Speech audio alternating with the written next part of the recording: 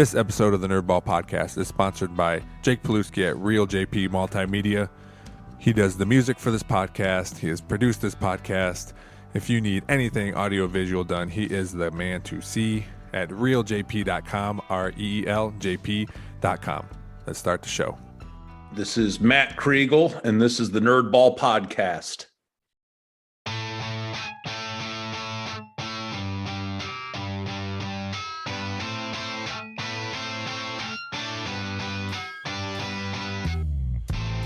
This is the Nerdball Podcast with Lorenzo Melcher. All right, Coach. Thanks for coming on my podcast. You were one of the first interviews I had. I think you were number 4, and now you are number 98. So, wow, yeah, it went really fast, and it's exciting that I'm getting close to 100. So, yeah. The first thing I'm gonna have you do, just like I have all my guests do, is what is something you've been really into lately? Something you've been nerding out about? If it's projects around the house, if it's some particular movie series or television or anything. It just can't be about your job. But what's something you've been really into lately? I all along I've been really into little woodworking projects. That's kind of after coaching how I've filled my time, and some big woodworking projects. We did a big remodeling job in our upstairs, and then basically we moved our downstairs laundry upstairs. Oh. And after we did that, I had to, what used to be the laundry room, made that into a food pantry. So that and the process of doing that, I tend to overdo the woodworking. We've got a shelf in our pantry that I made out of big 2-inch live edge oak. Okay. That could have been some kind of cheap material, but I wanted to do it that way. So that's kind of what I've been doing here lately, is building a lot of stuff. So are these, well, first of all, I think it's funny that you're building what seems to be a bigger area for food when you're losing kids to other residences. It's my wife's dream all along in this house, is to knock out the kitchen and make it the kitchen she's always wanted. So that was kind of the first step. All right. Now, are these projects, are these like, hey, I want to do this? Or are these like, hey, can you do this? No, it's hey, I want to do this. There are things I like doing, and yeah, I kind of sit around and think about it, and the girls always make fun of me because I stand around with my hands on my hips looking at whatever I'm working at. They call that the dad stance. Oh, okay. That's also the coaching stance. I know. Yeah, same thing. Yep, I'm sure you guys made fun of me the same way. So, yeah, it's kind of been a hobby, but something I had time for in short spurts in the past that now I've got a lot of time to do. Have you noticed that you're getting better at all this stuff because of the time that you have? I know it's only been a year, but yeah. Without a doubt. Over the years, I've gotten better tools. Yeah. You kind of upgrade the saws and the different tools that you have, and just little techniques that you learn along the way, how to cut things straight and get things to line up. And it's something that takes a lot of patience. You can't just slap it together. You got to think it through, and that's kind of what I like about it. I like when I have to work on new projects specifically for the tool thing, because I don't, all the tools I got were hand-me-downs, or I worked at places that were getting new tools. So they were all old tools and half sets of stuff. So just this past weekend, I was excited because I needed a paddle bit to make a hole in a piece of wood for cords to go through. And so I was like, oh, I'm going to get a paddle bit. And then I found a whole kit with like a bunch of drill bits and concrete bits and all different kinds of stuff. And I was like, look, I came home to Andrea. I'm like, look, all this for $30. Look at this. Oh, yeah, absolutely. Harbor Freight Tools. You can get drill bits, all that stuff. And unfortunately, Amazon advertises it to me. Yeah. So, that it automatically makes suggestions, things that you should be spending your money on. And of course I do. So yeah. That makes it even worse. Do you, because your daughters are older, well, Riley's in junior high, right? Is she junior high? No, Is she's she- a sophomore in high school. Oh my gosh, where have I been? She's 16, man. Oh geez. How'd that Okay. happen? Okay, so she's almost done, and do you has it been easier as like one left and then another one kind of left and doing her own thing? And do you think it's easier as they get older when they leave, or is it always the same? Like, oh man, this kind of sucks and kind of cool at the same time. I don't think it ever gets easier. You know, they're your kids, and I don't know, maybe there's some people that don't. I'm sure there are, but you kind of want to have them around forever. Yeah. And it's just not the way it works out. You'll run into this the day Maddie was the oldest, and the day she left for Ohio University was way harder than I thought it was going to be. And it was football season. We were in two-a-days, and it was before COVID and everything. And I was just overboard busy. And it was one of those things I tried not to put too much thought into it, but it hit me just about as hard as it hits most people. And her and Jen took off with a truckload of stuff. And, but once that happens, they're gone. Now, she graduated and came back home, and then Ellie moved out, and you go through all that as a parent, but that never gets easy. And I suppose me having all daughters, that probably makes it different. I'm not sure my dad felt the same way when it was ready time for me to go, but having all daughters, it's not easy. But you also get to the point in life where, you've only got so much time to start working towards retirement, and, they're kind of squatters right now. Let's move on to things and get out of here. Well, I just interviewed Chelsea Westfall, and we talked about her living situation for probably half the episode, because it's both her younger brothers are all at home. And to me, it's so fascinating to be all adults and then to be at home with your parents again. And I moved out when I was, I think, I don't know, 20, and I'd never been back. So I don't know that, like, hey, I lived on my own, now I'm back. But it's gotta be, as a kid, it feels good. Like, well, I know I can go back, but also I know in my mind, I didn't want to go back. Yeah. When I graduated from Bowling Green, I actually, before I graduated, I had to student teach and do some things. So I moved home for that. And then I lived at home for about a year or so, and then got a house in Toledo with two lifelong friends that just turned into a whole lot of nonsense. And again, my parents, I don't think they quite wanted me around any longer. But then again, for me to move off with these two guys and them have to worry about the shenanigans we were getting into, I'm not sure how they like that either. But it was a lot of fun. I enjoyed my 20s. Sure. Yeah. That's what they're there for, right? Yep. Absolutely. I tell my daughters the same thing, that you get one shot at your 20s, take some trips, go do some things you wouldn't normally do. Enjoy life right now. When kids come along and responsibility and everything else, that changes the whole game for you. Yeah. And speaking of kids coming along, you had mentioned about retiring, and hey, girls, let's move out of here. We got retirement stuff to do. To me, it seems like such a, and I'm obviously it wasn't an easy one, but to be coaching for as long as you have, as long as you did, your daughters grew up with you as a varsity football coach, and then to retire when you did, when they were, I don't want to say like done being your kids, but done being little, like they're grown and they can do things.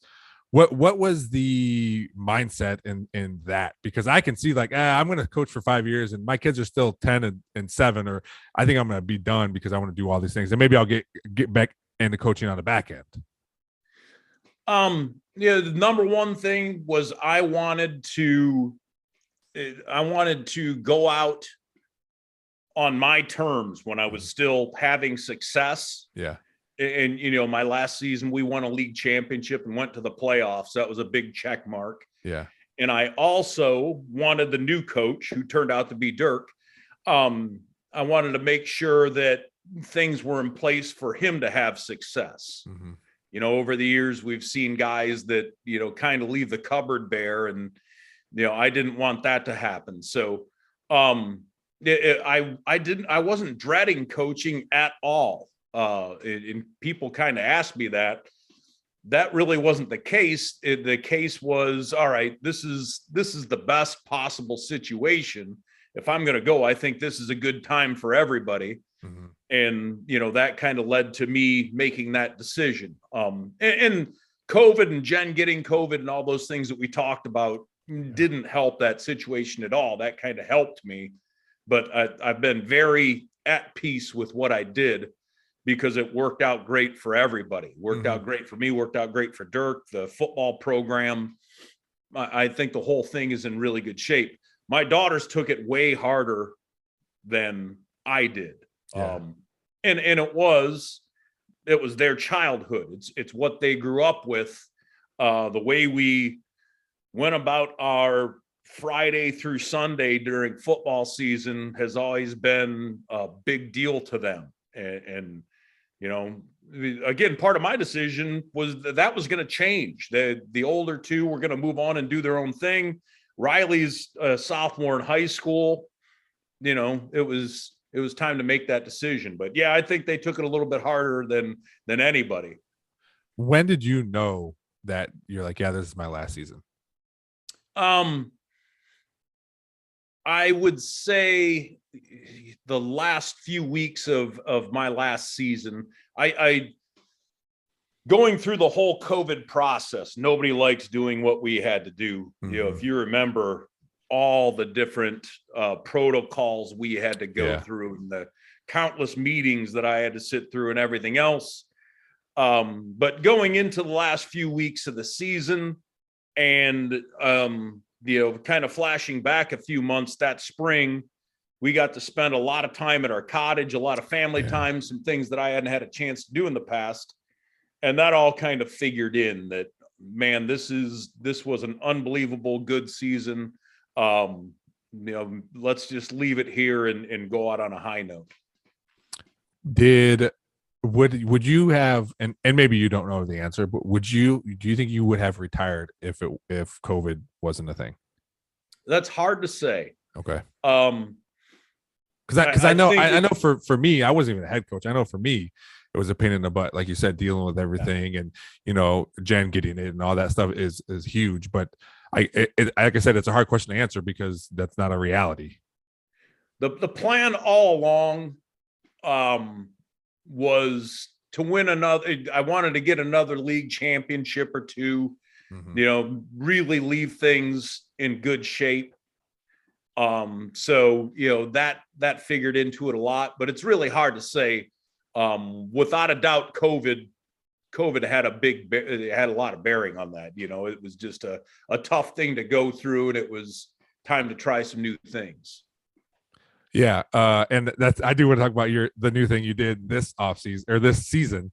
Was part of that group it was another former coach, and and you guys did basically like a pregame show. How did you get into that? Because no offense, you're not in front of the camera kind of guy, No. When I retired, I've known various media guys around town for years.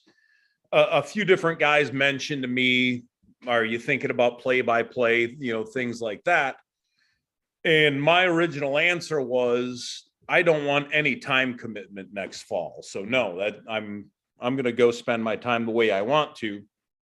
And then Justin Feldkamp contacted me probably the beginning of last summer and said, "Hear me out. This is a college game day kind of format. It's basically an hour on Friday, and then you can go watch Perrysburg. You can go watch whoever you want to. You can leave. It's not a huge time commitment." And so, that really kind of perked me up a little bit and made me interested. So we had a couple meetings. We sat down and talked, and I thought it was a good idea. I committed to that probably in the middle of last summer. So, the former coach from our league, Pat, who was a big rival of ours, and he and I did not get along as coaches. There is, everybody knows that we didn't get along at all. After I had already committed to going to BCSN, I had a meeting with Justin, and the meeting went great. And at the end of the meeting, we went through, he said, okay, if there's somebody you cannot work with, who would it be locally? And Pat was at the top of the list, which I also understand. I was at the top of Pat's list also. He couldn't work with me. Yeah. And Justin just kind of dropped his head. And I said, you know what? Let me think about it. I'll give you an answer eventually. And I had already made a commitment to him. And then after thinking about it, I thought, I don't want, because Pat and I butted heads on the football field, for me to miss out on an opportunity that looks like a lot of fun. So I committed to it. And honestly, when you take that competitive thing out of it, Pat and I got along fine. It was just two guys that have been around football for 30 some years talking football every week. Well, and you guys knew each other for a long time because you guys played together too, right? At BG. Yeah, we're the same age. Yeah.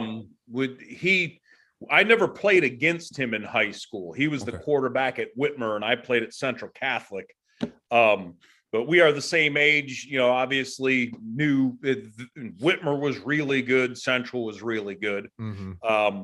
And then both of us ended up getting scholarships to play at Bowling Green. So, we were on the same team at Bowling Green for 5 years. So, his dad's a very well-known coach in Toledo. I knew of his dad and knew a lot of guys. I played in the North-South All-Star game with a teammate of his from Whitmer, and I knew a lot of guys from Whitmer. So yeah, we've known each other for years. It's when I heard that it was you and him, just like you said, I'm like, man, how, I know you're both grown men, but you still have what you have. You can't help that part. So I just think like, well, I guess they'll make it work for an hour because that's all it is. And that's honestly my original answer to Justin was, I can fake it. I can sit there and make it work. And he said, I don't want you to fake it. There has to be some chemistry. I want this to work well. And honestly, after we did it a few times, that's exactly what happened is, we were professional about it, and it turned into talking football and kind of feeding off each other, and it went great. Was there times during the season where that came up a little bit, like just the competitiveness coming back? No, there was some good-natured back and forth. Okay. We talked about a few things, that happened throughout our coaching career, but I think both of us know enough not to push that button. Things are going fine. There's no reason to get competitive and make that happen. So, it's like I said, it's fun. You sit down and you talk football for an hour, and it's always the big game of the week. So it's always a really good atmosphere, and it's good to get your football fix every week. Do you have to do research or anything for this program? Yeah, about an hour, sometimes a little bit more a week. Okay. We have a production meeting at the beginning of the week. He goes through who the matchup is, kind of throws out some names. It's easy to do the research now with Huddle and everything that's available. And you just research statistics and kind of watch a little bit of film just so you know specific athletes and names and who to talk about, and then you go from there. He handles the topics every week. Okay. What we're going to talk about, those kinds of things. So that part makes it easy. It looks like a lot of fun because it looks like you have fun doing it. I know I would have fun doing it. For me, I understand why you don't want to do play-by-play and that kind of stuff because, like you said, the time commitment. But that would be fun for me too. Like just still being in football and the knowledge. And I'm sure, like you said, I'm sure there was no shortage of people calling you, asking you to do it because they know that you would be good at it.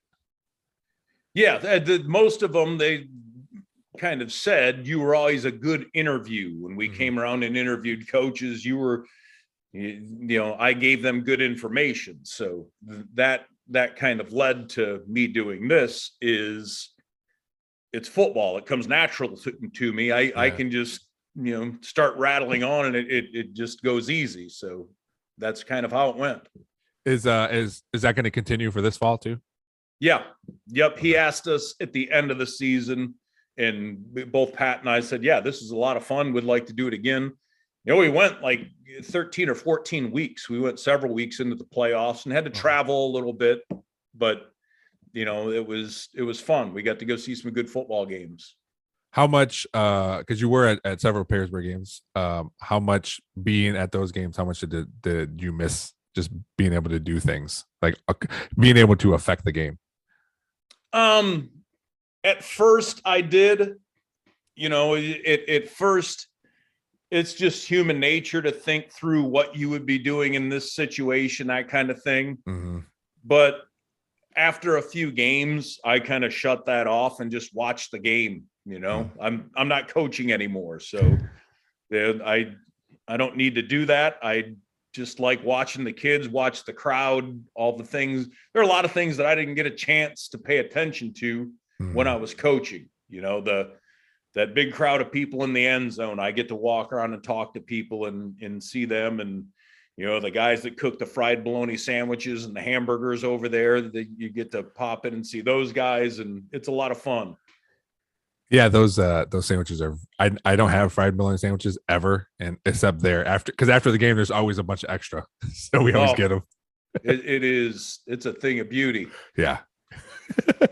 Was there or has there been, since you retired from coaching, has there been schools that called you and engaged your interest in coaching? No, not at all. Oh, okay. And I think I made that clear enough when I stepped away that this is it. And I think most of them know where I am. I'm on my 29th year of teaching at Perrysburg. I'm not going to jump ship and go to another school. And, I'll be honest with you, I wouldn't make as much money as I'm making now. And I've got a big investment in Perrysburg. I'd never leave there now. So no, nobody has approached me. I have a former player, a kid that I coached in the mid 1990s who coaches at East Carolina, who texts me about once a month, a guy named Tim Doust, who says, when I get my first head coach's job, I'm offering you a job. And I keep telling him I'm retiring. This is what I'm doing. So, but he's going to make his sales pitch. You're talking about investing in Perrysburg, and that's, something, something I obviously do. My kids go here. I graduated from Perrysburg. We live in Perrysburg. But it's also no secret that I want to be a head coach, and there's a lot of people that know, but maybe people don't know. I did interview for the Northview head coach job. You knew that, and I talked to you about it. And the hardest thing for me, and it was for Andrea too, like picturing not wearing Perrysburg stuff. Yeah. And I know I've talked to you before. Like I've asked you, like, hey, when you got the Perrysburg job, was there any other jobs? And you basically said no. Once I got here, this is where I wanted to be. Yeah, when I took the job, nobody wanted it. Yeah, a lot of people tried to talk me out of it. But once we got going, it was just such a good situation, and the fact that Jen and I were both there, and Jen was kind of the off the field mom to so many kids and that kind of thing. We just kind of made that our family and never thought about leaving. At this point, somebody could offer me a lot of money to go make a move, and it would be like, this is kind of my home. I don't think I could do it. But I've also been your age where, if you're going to make a move, this is the time to do it. So, it's never easy. So, no, and that was even Lillian was like, wait, you're going to coach somewhere else? I was like, well, no, I don't know if I'm going to, but, and she was already like, it didn't even happen. And she was upset about it. I go, it'll be okay. So Yeah. I left a head coach's job at Toledo Bowser to take an assistant coach's job at Perrysburg. And I mean, you were there at the time, you were a sophomore. And way back then, that seemed like a really tough decision. And it was really hard to do emotionally. And now I think back, man, that was literally one of the major decisions I ever made in my life. I can't see myself doing anything else. So it turned out pretty good. Well, yeah, because we talked about before where there was a point where you weren't even going to coach at all. Like you were just going to just teach. Yep. We went through a couple of years where we weren't winning, and it's so much work. And it was, I always wanted a chance to do my system, to do my way of doing things. And it didn't look like I was going to get that opportunity. So my thinking was go out and get your master's degree and eventually work up to be an administrator and do something else. And, then things kind of turned and I got the head coach's job. Is it because you got that when you got the head coaching job, Coach Frank was still there. Is it I would feel like it'd be hard to coach when the old head coach was there, and it's gotta, I mean, if everything goes smoothly, there's a lot of credit to the old head coach for that reason too, to kind of just let everything go. Roger did a great job helping me transition. And Roger had his system. He knew his X's and O's, his football. And for one reason or another, that didn't work great at Perrysburg, where it did for a couple. He had a couple really good seasons, but everywhere else, he had outstanding success. Yeah. So, one of the first things Roger said is, hey, I understand you're the new guy. You're going to have to rake me over the coals a little bit to get your process started. And, that wasn't something I really wanted to do, but I kind of appreciated him saying, whatever you've got to do, I'll help you out to get things going. That was great. And then, he had gone to another school for a few years and came back, and he coached on my staff for several years, which was awesome. He's a great football mind to have on your staff. Yeah. Well, even saying, because I know that being a new coach, you expect, being a player, you expect the new coach to be like, well, the way you did it before was garbage or trash or whatever, and that wasn't something you did, as you said. And that's the same thing with Dirk. Like he would say things and then have to tell him, I'm not bashing what Coach Kregel did and the previous staff did. I'm just letting you know what I want to do. Yeah. And you got to be very clear about that. You've got to do your style, your system, your personality. And, Roger and I, we are night and day personality. Two completely different people.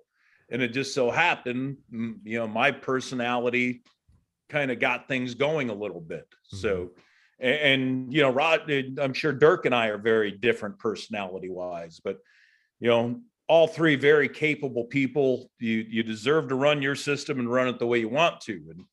And, I'm sure this happens with everybody. Different people in the community want to gripe a little bit and ask to see if I'm going to say something. And every time I tell them it's Dirk's program, he gets to run it the way he wants to. And he's a great football coach. I'm staying the heck out of the way. Yeah. And I think I don't know why people would expect anything different. Not just from you, but from anybody who would do that. I think, you're a great person. So why would someone expect you to trash or to even say anything bad when it's not? Yeah. And I'm sure there's coaches who would trash the new coach. Yeah. But, I've got a lot of respect for Dirk. I said from the beginning, I wanted you, Sam Cotterman, or Dirk to get the job. And those were the three people that I really endorsed, and Dirk got it. So I'm really, really happy to have him there. Yeah. Yeah. It's good for me too. And I talked to Todd Sims about it a little bit, because he's been through, I think he said 5 head coaches But I haven't. So it's good for me, and I try to, because I get to see somebody else, like how somebody else does it. Different system, different yeah. terminology, different way of thinking. It gives you more to think about. Yeah. Yeah. How did you, when you got the head coach job at Perrysburg, how did you already have like, hey, if I ever get a head coaching job, this is what I'm going to do and this is how I'm going to run it? Or was that just like a process going through a few years, figuring out like what works and what doesn't work? I had a really good plan of how I wanted to run it. My 1 year as the head coach at Bowser was a disaster, and for a lot of reasons. I had to kind of clean things up, and we didn't have a whole lot of personnel. There were a lot of things that happened there. But I had an offensive coordinator and defensive coordinator when I was there. And the first thing I said was, the next chance I get, I'm going to run the offense, and I'm going to run what I want to run. And honestly, that's kind of what helped me get the job, is when I got to talk offense and what I wanted to do. It was completely different from what Perrysburg had done in the past. Yeah. So that being said, I was going to be an I formation team and run some option. At the time, Ray Fatinikin was the quarterback. And once we did that a little bit, we started to tinker with the spread a little bit. And it was just, that kind of got my football mind going. If we spread people out, you've got an athlete like Ray in space, and makes it a lot tougher. And from there, we gradually went to the spread offense and stayed with it. I remember when you first, when you talk about going to spread and like the first time people are catching, you're like, we have nobody that can catch the football. Yeah. Yeah. That's the thing, is Perrysburg had been a 2 tight end offense, didn't even have wide receivers for all those years. And when we'd go out and throw pregame before football games, it was almost embarrassing. We had guys that we didn't let go out in pregame because they weren't going to catch the ball. And it was just years and years of throwing over and over again. The process we went through to where eventually we got really good at it. That's what we were known for. But I remember the first few practices of committing to throwing the ball going, what in the world are we doing here? It looks like a bunch of third graders out there trying to catch the ball. So eventually it caught on. Can I tell you, when we did the wing tee when I was there with Coach Frank, when we would throw a pass, we were like, what? Yeah. What are we doing here? I remember talking to Roger when I first got there, because I got there right before the season started, and he was talking about positions, who was going to take what. And I was the defensive coordinator, and I had tight ends, and I asked who had receivers. And, Roger, being as type A as he is, looked right at me, said, we don't have receivers. What do you mean you don't have receivers? We've got ends. We don't have receivers. All right. And that was his style, and he was really good at it. Yeah. But that's the way everybody else had done it before him. It was 2 tight ends, and you ran the football and played defense. So when we did start that, we had to show, receivers everything, stance, steps, all those things that they had never done before. So it was literally starting from scratch. Well, even 10, 12 years later, when I got the receiver's job, that was still the beginning. Here's how your stance, here's your start. And I learned through that, because being a junior high coach and then a freshman coach, especially when I was a freshman coach, you could only coach so much because you don't have a lot of time. There was only 2 of us at the time as freshmen. So we're just trying to learn these plays. You're going to step wrong, you're going to do this or that. But then going up to varsity, when you have time to go over, like, hey, your foot should be back half an inch, or your hand shouldn't be that way, it should be this way. And like, man, this is really, really coaching. Yep. And people don't understand that that's the difference between being okay and being really good, is where are your hands if it's man, where are your hands if the guy's off. I watched a video on PJ Fleck this week, and he talked an entire video about the top end of 2 different routes. That's it. Yeah. One that broke one way and one that broke the other, and what their footwork was at the top end of these 2 routes. And he talked forever about it. It was really, really interesting. And people don't get that. They just think that you're just running a route and the quarterback's throwing it out there, and that's just the way it goes. So it's really, really technical. Or when the receivers are breaking and they slip and they're like, oh, he slipped, his cleats are bad or whatever. Like, no, he broke on his inside foot and it goes right up from underneath them. That's why we teach him not to do that. Yep. And that's repetition over and over and over again from day one. You do the great thing about football is you do the same drills from day one through the season. If you're really good at what you do, those are your drills you do. Those are the things you teach every day. Mm-hmm. And then that was, we may have talked about this the first time too, but that was forever ago. When you told me when I first got there, like, hey, I'm thinking about doing these drills or that, and you just said, do any drills you want because you'll figure out if they're good or not. And the kids will let you know if they're good or not. It's if you get a coach who shows up and doesn't know any drills, that's not good. And then as a head coach, you give him, all right, here's the drills I want, and you teach them exactly. Mm-hmm. I always preferred to have coaches, all right, you show me the drills you want to do, and if they're not good, then I'm going to step in and I'm going to give you some suggestions. And your first year with receivers blocking, I stepped in and did some things, and it worked really well. Yeah. I've always had the philosophy that you hire really good guys and let them coach. And then if it's not working, then as the head coach, you step in and say, hey, why don't we try it this way and tweak a few things. But I always believed in letting my assistant coaches go out and teach their drills. Well, it makes you, as an assistant coach, it makes you have more ownership, and you want to do these drills because these are mine. I'm putting these in, not okay, we'll do this drill because he says to do it. Yep. And everything builds off individual drills, leads you to what you're going to do in group, receivers and inside drill. And then that leads you to what you're going to do in team, and everything builds off each other. And I don't think people get that. I think people think you just go out and run some plays every day and call it a day. And that's not how it goes.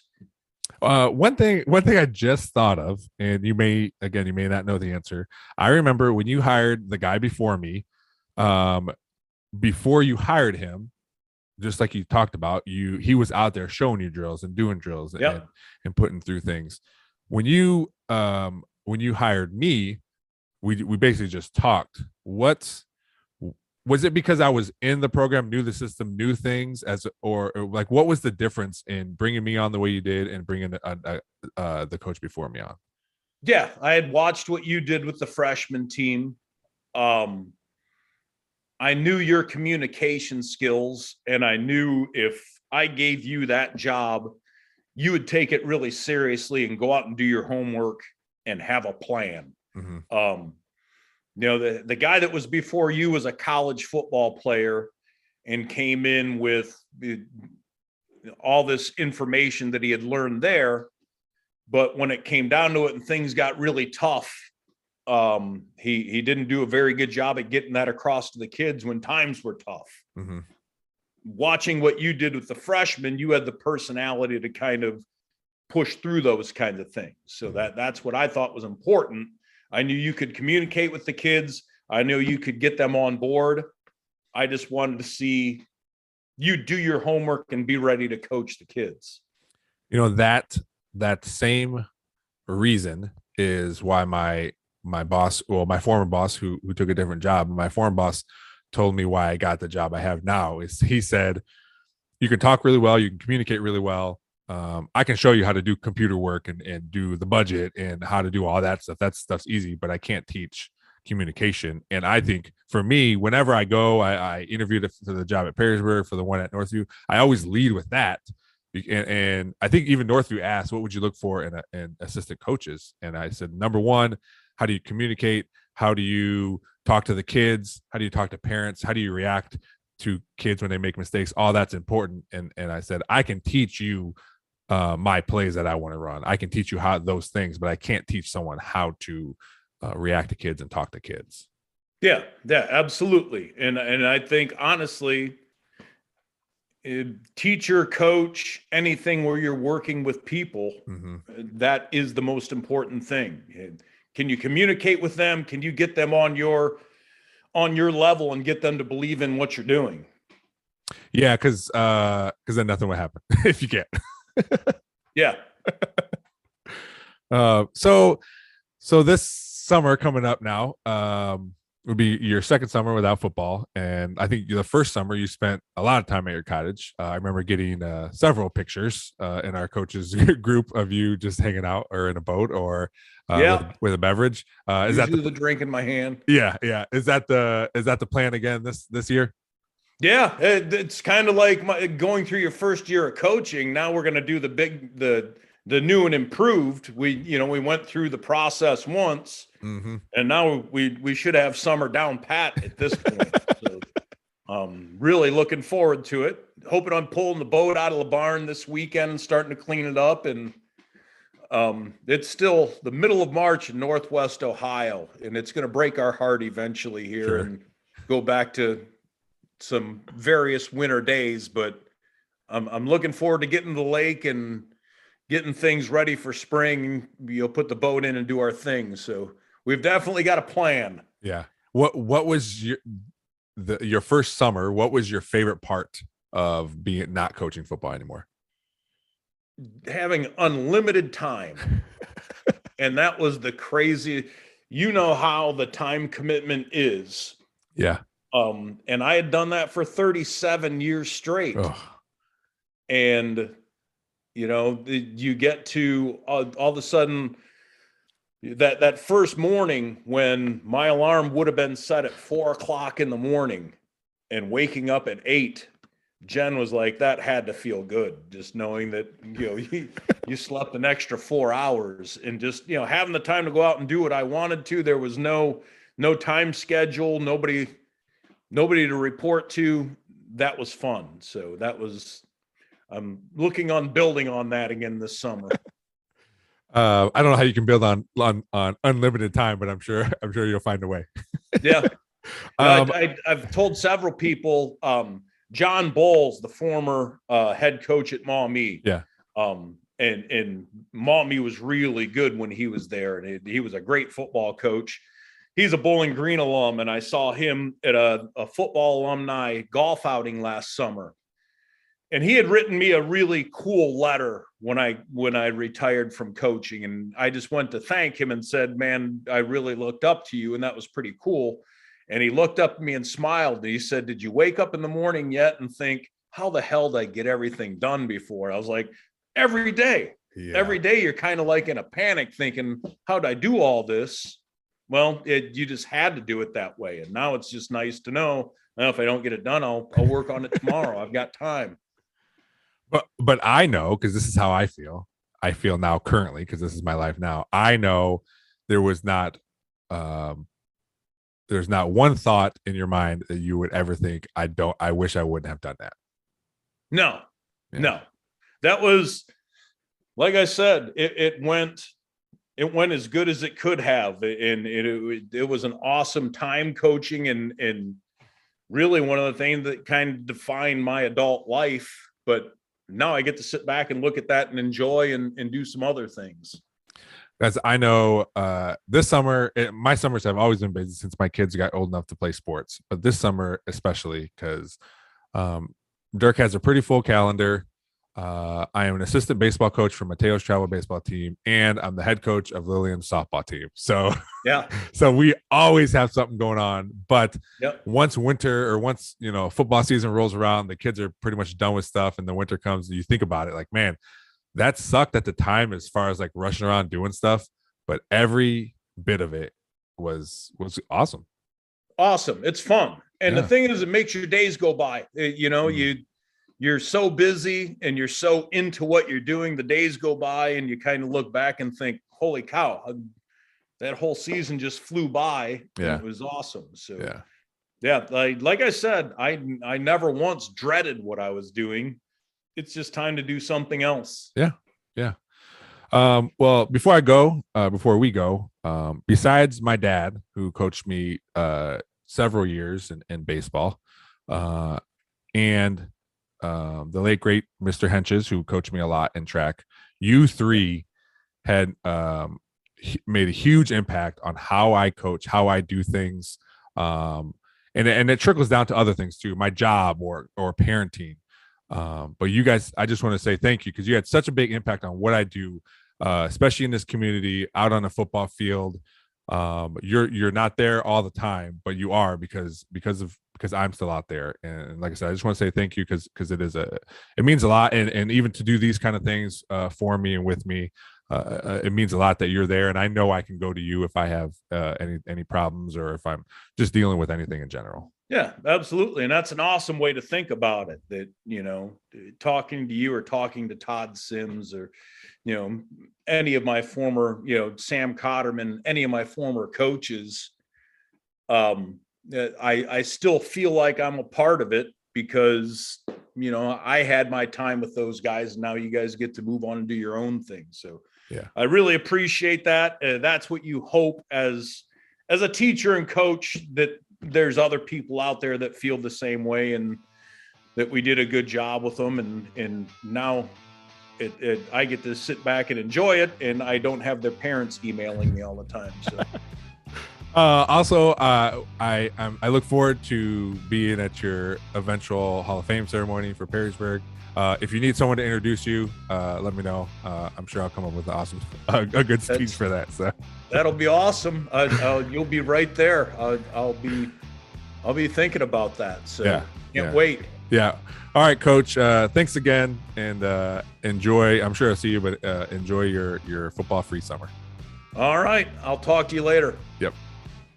Thanks, everybody, for checking out this episode of the Nerdball Podcast. Please rate, review, and subscribe wherever you're hearing this, on any of the podcatchers. On YouTube, hit that subscribe button so you never miss an episode. We're coming at you 2 times a week now, audio and video. Check us out on all the social medias. Just search the Nerdball Podcast on Facebook, Twitter, Instagram, TikTok. We're out there. Gmail is the nerdballpodcast@gmail.com. If you want to shoot us an email, we'll be happy to get back to you. Thanks to Real JP Multimedia, Cuttlefish Graphics, Perrysburg Junior High STEM Lab, and Big Daddy Graphics for helping out the podcast. Thanks for listening. We'll see you next time.